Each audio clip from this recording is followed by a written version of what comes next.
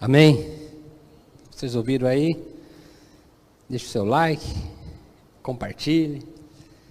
E agradecemos a irmã Sandra, está aqui com a gente hoje, toda a banda, tudo que tem acontecido aqui, certamente tem abençoado nas nossas vidas. O nome do Senhor tem sido adorado e glorificado. E esse é sempre o nosso propósito.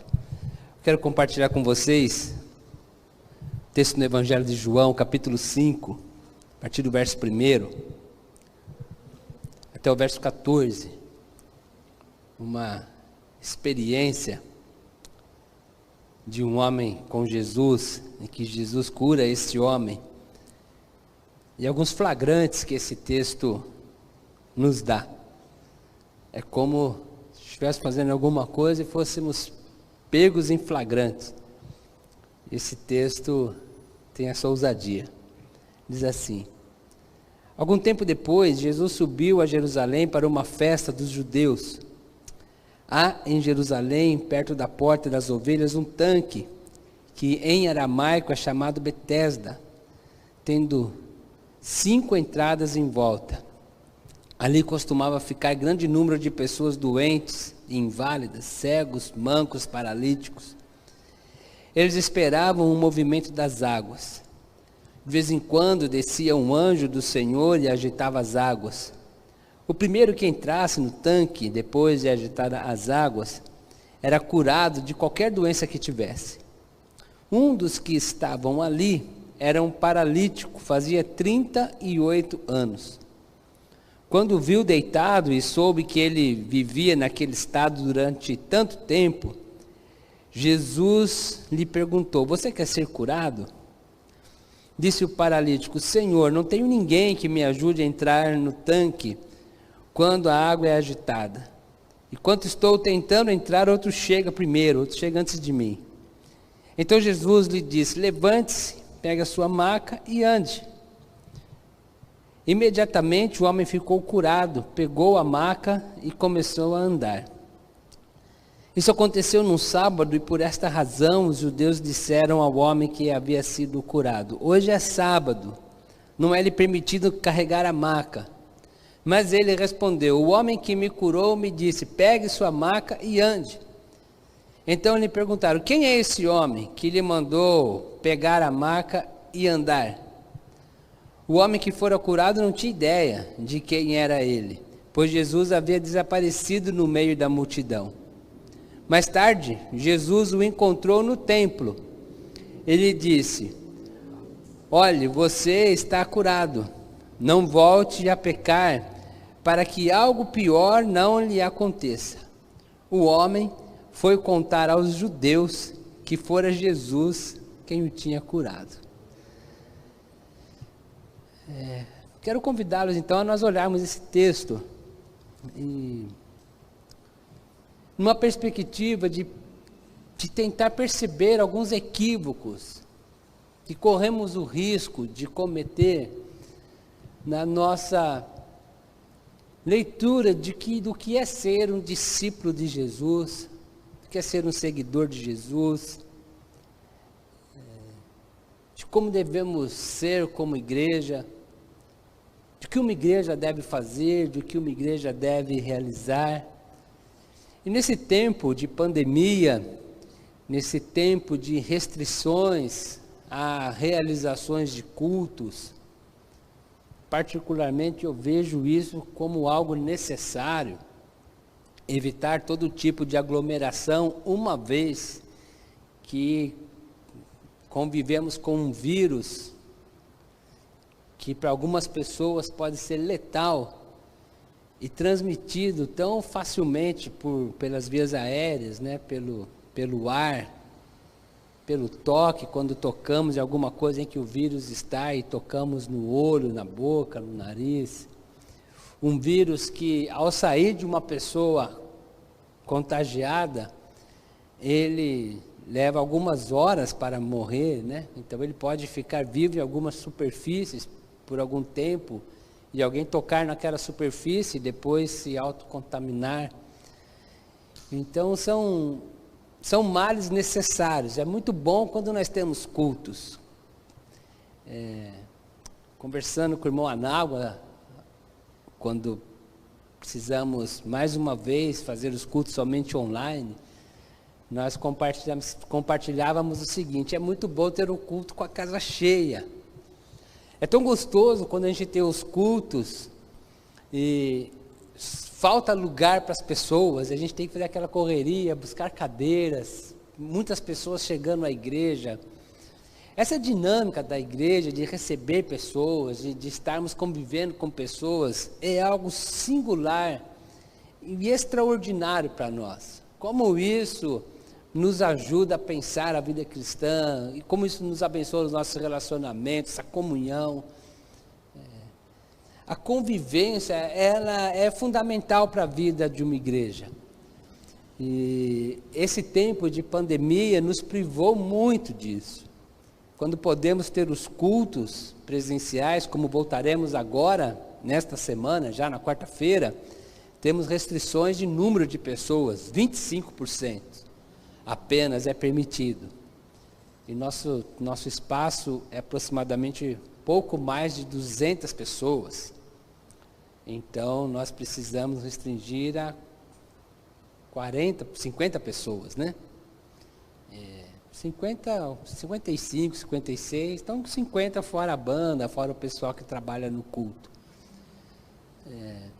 Então esse tempo de restrições nos levou muito a pensar sobre igreja, sobre a dinâmica da vida de uma igreja, sobre o que é ser igreja, sobre como podemos manter viva uma igreja. Claro que não somos nós que mantemos viva a igreja, é o Espírito, mas como podemos atuar e continuar sendo igreja em tempos como esses.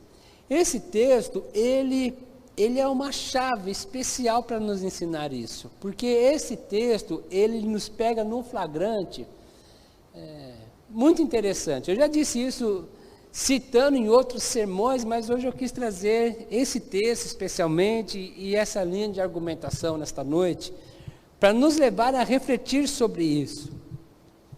O primeiro flagrante é exatamente este, é quando nós nos tornamos uma comunidade, ou o risco que corremos de nos tornarmos uma comunidade templista. Uma comunidade que se enxerga como uma igreja viva, a partir do culto, e exclusivamente, o que é pior para o culto. Eu particularmente, assim, fico muito entristecido, e indignado às vezes mais indignado que entristecido, às vezes mais entristecido do que indignado, é de olhar e pensar assim: a igreja está sofrendo uma perseguição religiosa, porque não pode fazer culto. Mas igreja não é só culto. A única coisa que a igreja não pode fazer é o culto, qualquer outro evento que aglomere pessoas. Mas quantas coisas nós somos livres para fazer como igreja? A igreja, ela não foi impedida de atuar na sociedade, de abençoar vida, de ministrar na vida das pessoas. A igreja continua livre para ser igreja. O problema é que às vezes nós pensamos que ser igreja é fazer culto. E nós limitamos a nossa experiência de fé, a experiência do seguimento de Jesus, a experiência de ser igreja, a reunir pessoas para realizar culto. O texto, ele fala de Jesus indo para uma festa em Jerusalém. É sabido que os judeus, eles celebravam as suas festas peregrinas, as suas festas religiosas. As principais delas, acredito que a mais conhecida é a festa da Páscoa. E os judeus, eles saíam das suas regiões mais distantes inclusive de outras nações, para irem a Jerusalém para realizar essas festas. A festa da Páscoa, a festa do Pentecoste, que era a festa das primícias, onde as pessoas levavam a oferta das suas primeiras colheitas. É notório no livro de Atos, por exemplo, Atos capítulo 2, quando a igreja é inaugurada com a descida do Espírito Santo, que há muitas pessoas, muitos judeus de outras nações, que moravam em outras nações em Jerusalém, porque eles peregrinavam para lá para realizar as festas. E uma das festas era essa, do Pentecostes. Por isso que esse movimento, que tem como ênfase o Espírito Santo, é chamado de movimento pentecostal. Porque aconteceu no dia de Pentecostes, que significa colheita, a colheita das primícias, primeiras colheitas, a festa das primícias. Outra festa muito famosa é a festa das cabanas. Então, por um tempo, os judeus não tinham templo. E eles tinham então o tabernáculo. Quando eles peregrinavam no deserto, eles tinham o tabernáculo. E então, depois que construiu o templo e o tabernáculo foi destituído, eles tinham a festa do tabernáculo, que eles relembravam que Deus habitava numa tenda, e eles mesmos habitavam em tendas enquanto estavam no deserto. Então eles realizavam essas festas. Nesse capítulo 5 que lemos, não fala qual festa, mas as festas elas aconteciam no templo, no pátio do templo, nos arredores do templo. O templo era central para as festas. Então qualquer pessoa que fosse à festa em Jerusalém, ela iria para o templo. Ela ia adorar a Deus, ela entendia que ela deveria adorar a Deus no templo. Elas tinham como destino o templo. Mas Jesus faz o contrário. Jesus, o texto diz, Jesus foi para a festa. E ao ir para a festa, para adorar a Deus, ao ir para servir a Deus, ao ir prestar um culto a Deus, Jesus não vai ao templo. Jesus vai para o tanque de Betesda.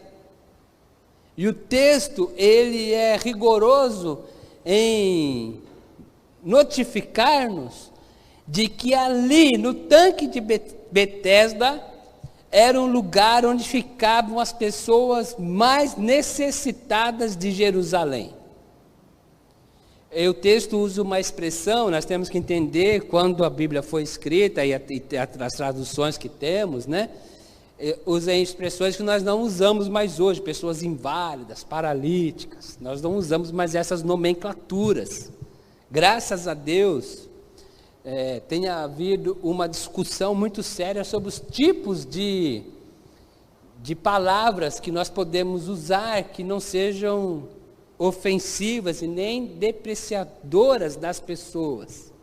Então, algumas palavras têm sido assim, extintas dos nossos vocabulários, graças a Deus. Por exemplo, inválida.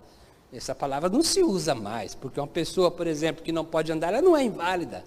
Ela pode fazer um monte de outras coisas. Mas as traduções que temos ainda são antigas, né? Mas essas pessoas, elas eram muito necessitadas, porque não havia nenhum tipo de assistência a elas. O templo tinha algumas leis e alguns recursos destinados a essas pessoas, mas não era suficiente.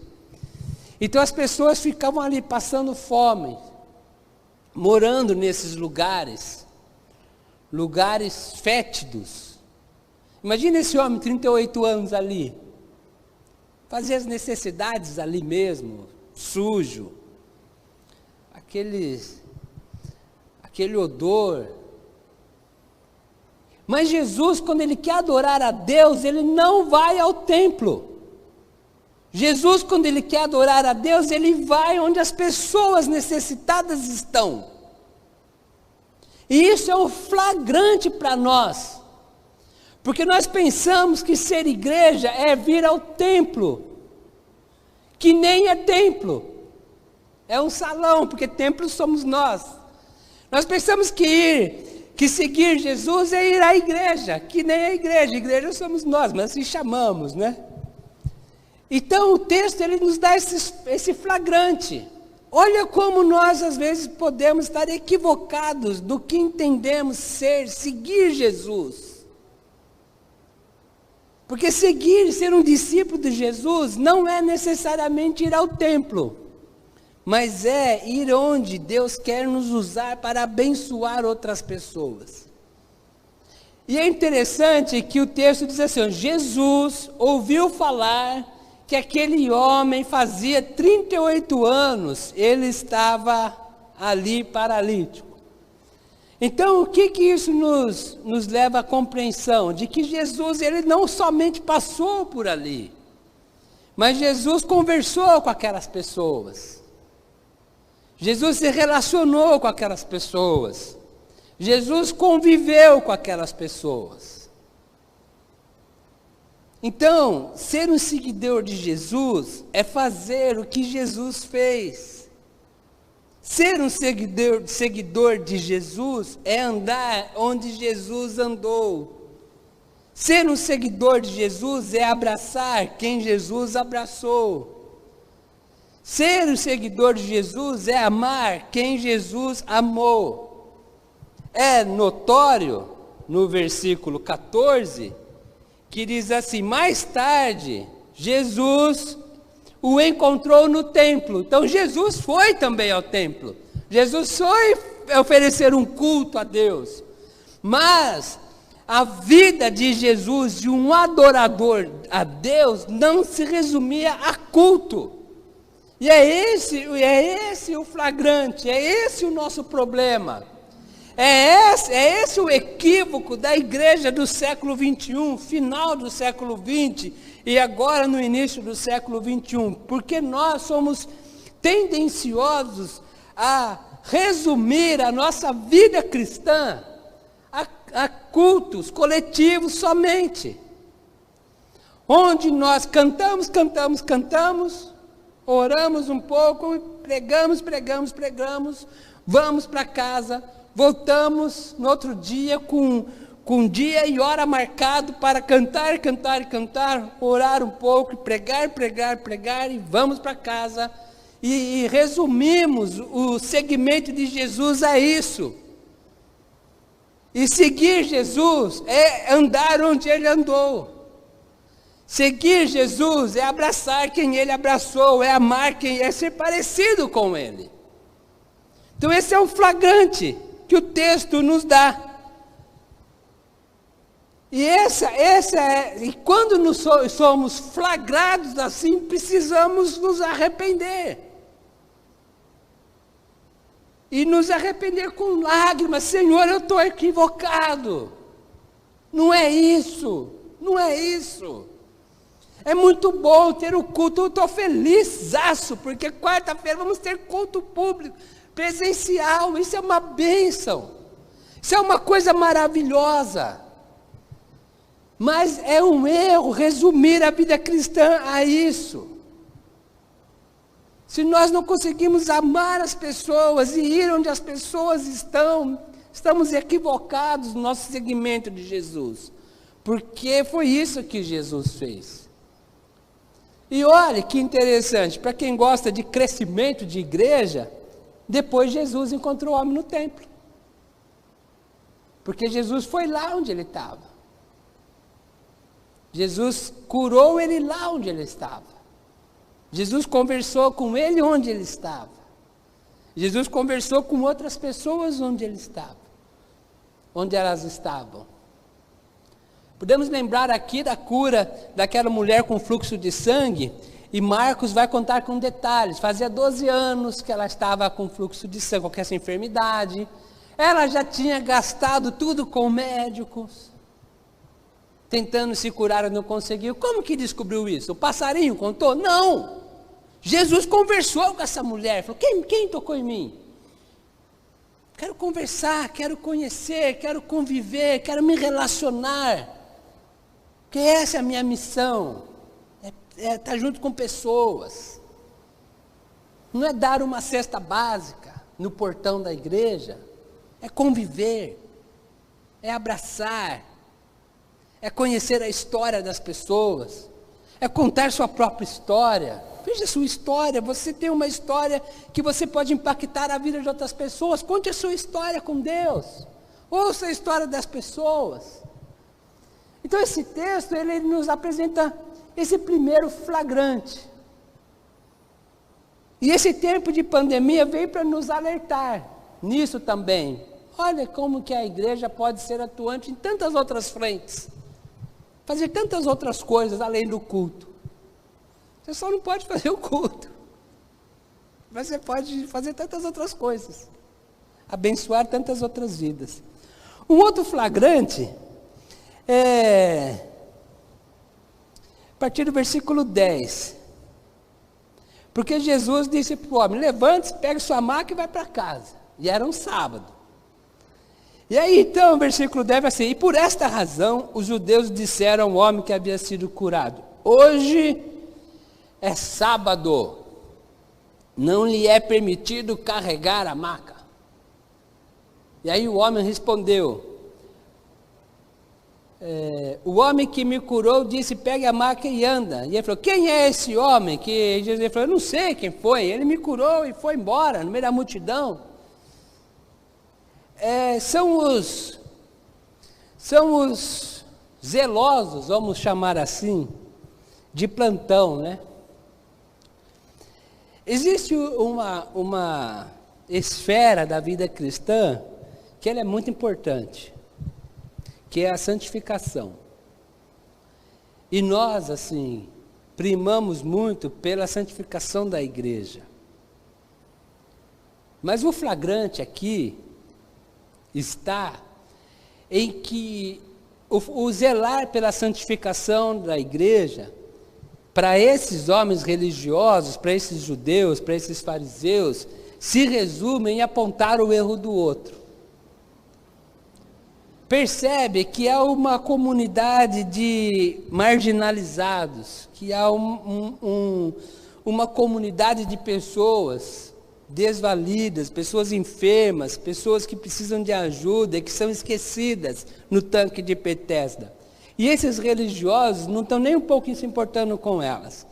Mas quando um deles está carregando a maca no sábado, eles percebem o homem. O que você está fazendo aí, meu, carregando a maca? Sabe que hoje é sábado, não pode? Primeiro que não se alegraram pela cura. Olha que coisa assim, impossível de entender. Por que não se alegraram? Rapaz, você está andando 38 anos sem poder andar, você está andando, camarada, que legal, vamos glorificar a Deus. Não tem alegria nas conquistas dos outros, não tem alegria nos milagres, não tem alegria na bênção, porque eu sou zeloso pelas coisas de Deus, eu tenho que primar pela santificação, e a santificação é olhar o outro e apontar o erro do outro. Hoje é sábado, você não pode carregar a maca. Foi a pessoa que me curou, falou que eu podia, estou carregando. Ele falou assim: quem foi? Eu falei: não sei. Por que não ajudaram o homem, então, a carregar a maca, se ele não podia carregar sozinho? Os fariseus, eles criaram um negócio que chamava leis da cerca. Então, você tem as leis, né? E uma das leis, dos 10 mandamentos, era sobre o sábado. Guardarás o dia do sábado para o santificar. E os fariseus, então, pensaram o seguinte: como é que a gente pode fazer para que ninguém quebre o sábado? Então vamos estipular regras, outras leis. Então, se no sábado não pode trabalhar, andar pode ser trabalhar? Se for andar muito, se cansar, pode. Então, quantos quilômetros uma pessoa pode andar no sábado? Tanto. Então, criaram uma lei da cerca. Só pode andar tantos quilômetros. Mas se a pessoa estiver carregando um objeto de 5 quilos, vai cansar mais rápido. Então cria outra lei. Se estiver carregando até 5 quilos, tanto. E se for mais, for 10, tanto. Então eles criaram essas leis da cerca. O que esse homem estava fazendo? Ele não estava quebrando a lei do sábado. Ele estava quebrando as leis da cerca que os judeus, que os fariseus fizeram. Então por que eles não falaram o seguinte: olha, você não pode carregar esse peso todo no sábado, mas nós vamos te ajudar. Junta 4, 5, ajuda, ou guarda essa marca aqui na minha casa, amanhã você vem buscar. Porque o objetivo é elencar o erro do outro. O objetivo é condenar. O objetivo é punir. É uma leitura equivocada do Evangelho que pensa que ser igreja é punir o outro, é apontar o pecado do outro, e é castigar o outro, é eliminar o outro. É somente apontar o erro e destruir o outro. Não houve festa, não houve graça, não houve gratidão, não houve manifestação de louvor a Deus, não houve ajuda, não houve orientação, não houve ensino, não houve nada disso, só houve punição, acusação. E às vezes nós pensamos que zelar pela santificação da igreja é ficar procurando culpados, é ficar procurando errados e tentar eliminá-los de alguma forma. Então a melhor maneira de a gente promover a santidade da igreja é olhar para a gente mesmo. Esse é o primeiro passo, essa é a melhor maneira, inclusive. Porque se amanhã eu viver de uma maneira mais santa que hoje, eu já dei uma melhoradinha na igreja. E se cada um pensar assim, cada dia a igreja vai estar mais santa. Mas é possível que nós pequemos. E quando percebemos alguém desta maneira, é ajudá-lo a compreender o estilo de vida ensinado pelas Escrituras, por Jesus, e ajudá-lo a um caminho de santificação. Então Jesus fala isso: se você vê seu irmão em pecado, fazendo alguma coisa, conversa com ele. Se ele não der certo, leva outro, leva a igreja toda, tenta ajudar, tenta corrigir, tenta abençoar. Então, zelar pela igreja, santidade da igreja, não é ficar olhando a vida dos outros para ficar julgando. É ensinar, é amar, é se autopoliciar, se santificar, é ser um modelo de vida. E em alguns casos extremos, então vai ter uma decisão um pouco mais drástica. Mas há toda uma caminhada que pode levar a uma restauração. Então esse é um outro flagrante que esse texto nos dá. Enquanto o camarada está lá na maca, passando frio, sede, fome, enfermo, ninguém se importa com ele. Quando ele é curado e está carregando a maca, aí já quer apedrejar, já quer tacar pedra. Talvez o maior pecado é desses fariseus, que não fizeram nada para ajudar o homem. Por que não ficaram lá do lado do homem? Pega na mão, pega no pé, né? O anjo passou na água, joga ele na frente.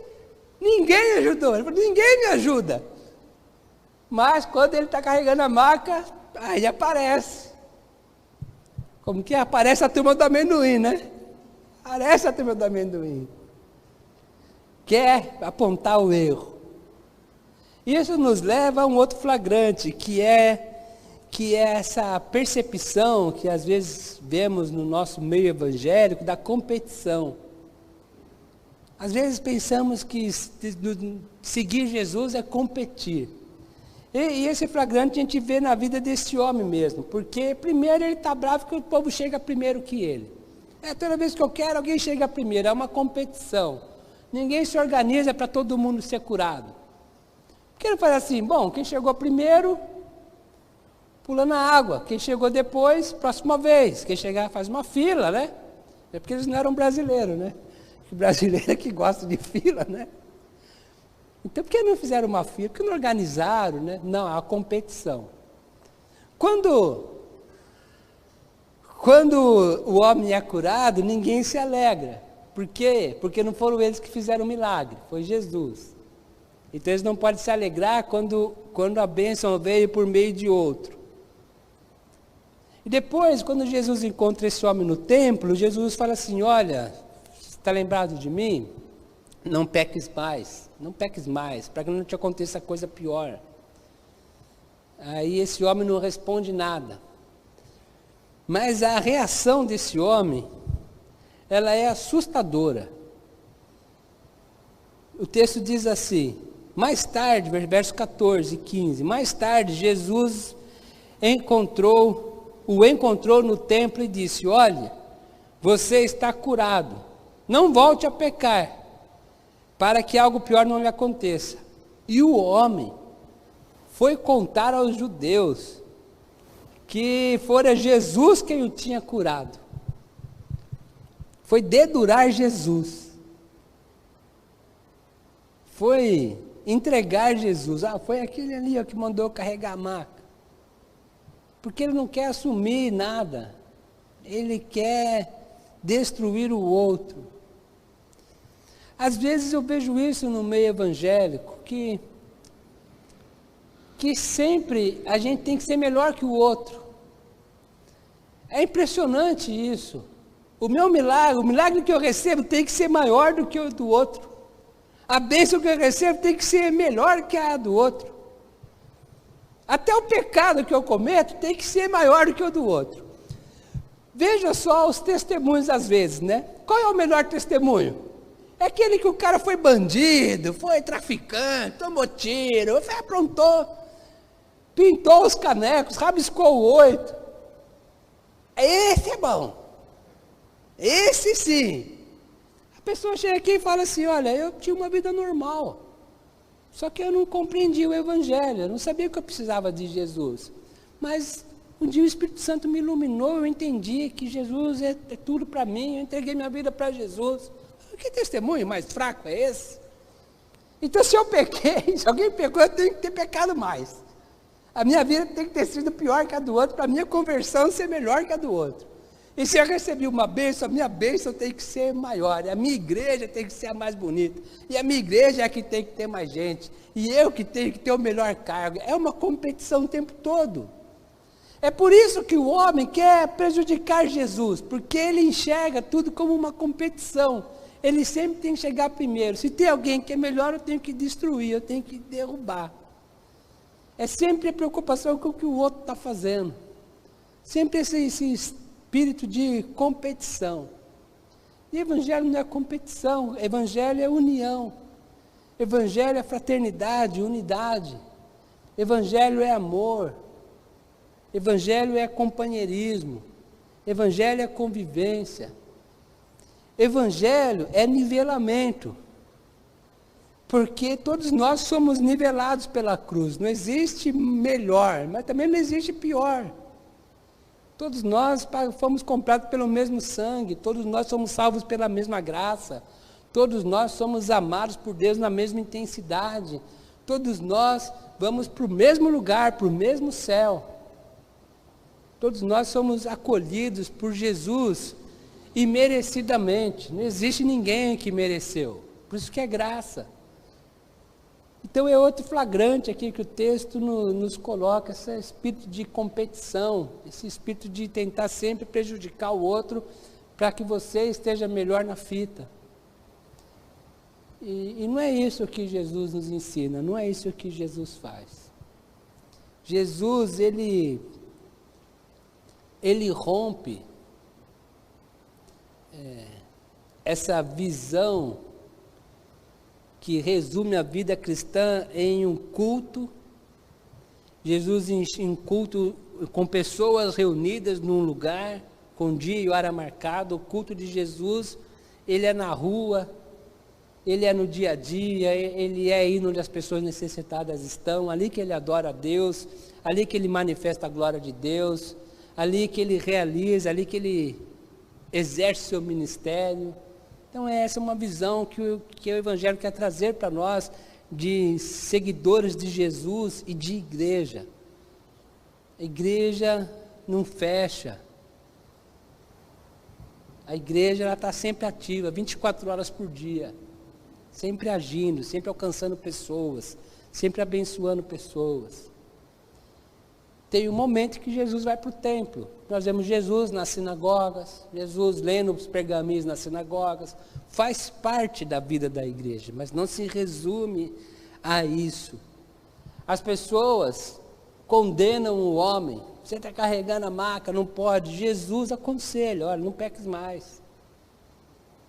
É outra maneira de abordar o erro, o pecado, a conduta errada. E Jesus, ele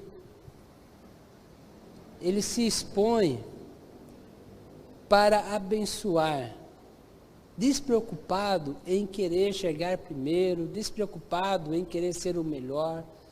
Na verdade, ele diz que o menor no reino de Deus é quem é considerado maior.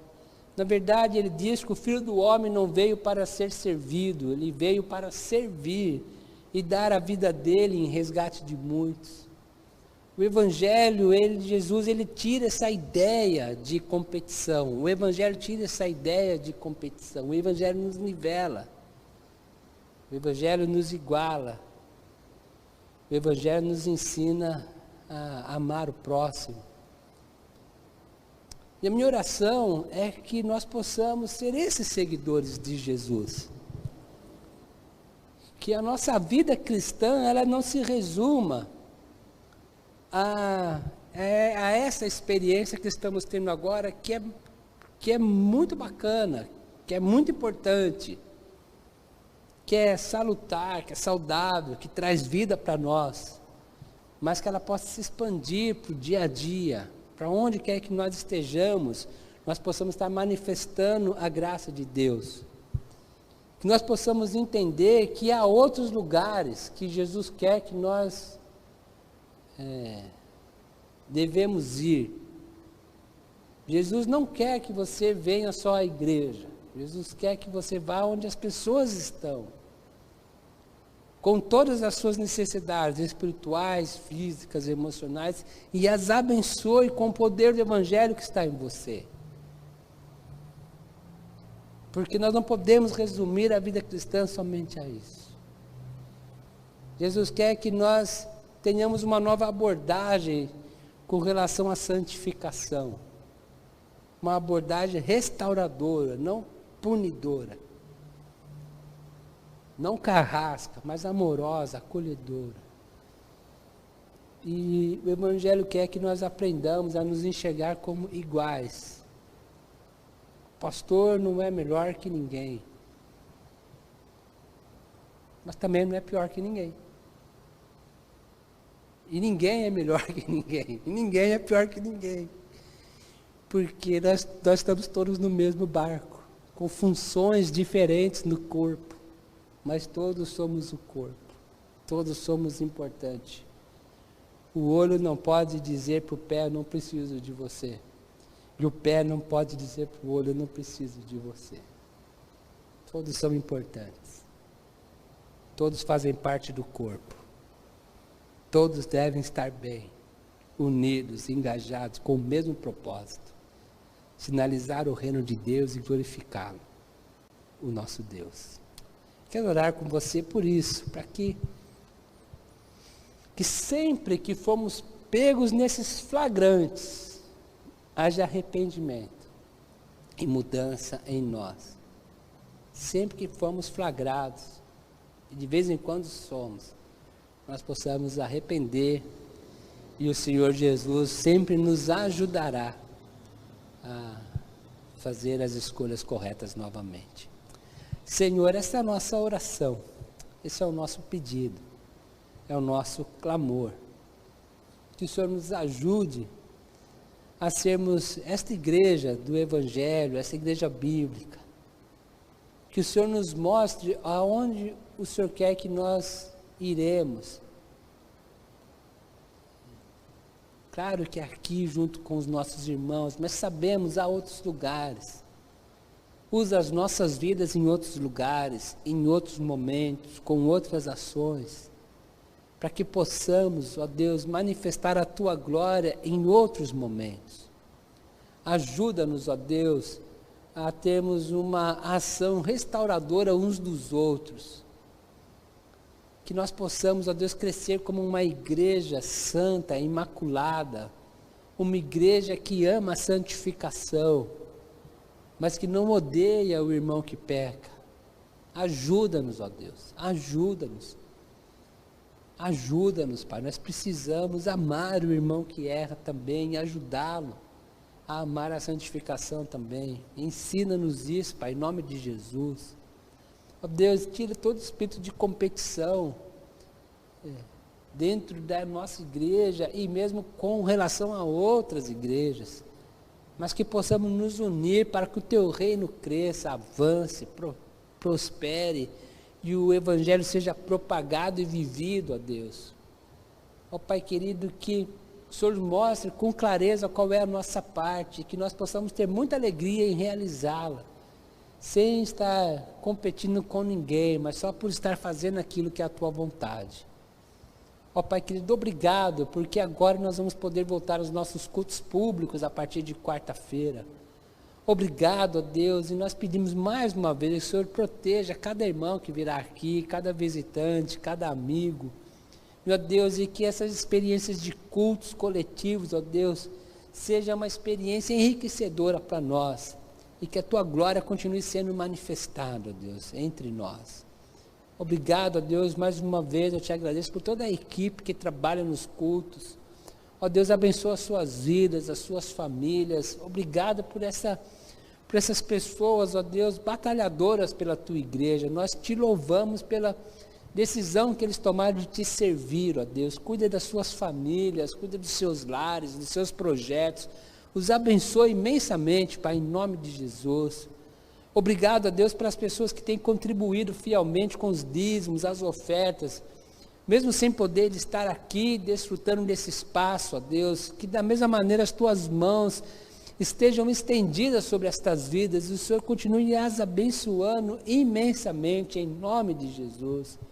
Obrigado por outras equipes que trabalham na igreja além do culto, mantendo tudo em ordem, ó Deus, administrando, cuidando do patrimônio, os abençoa também, Pai.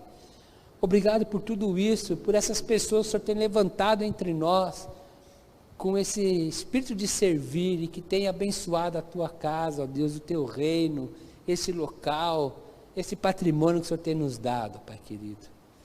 Continua conosco, ó Deus, nos ensinando a ser igreja todos os dias, e que nós possamos revelar a Tua glória todos os dias.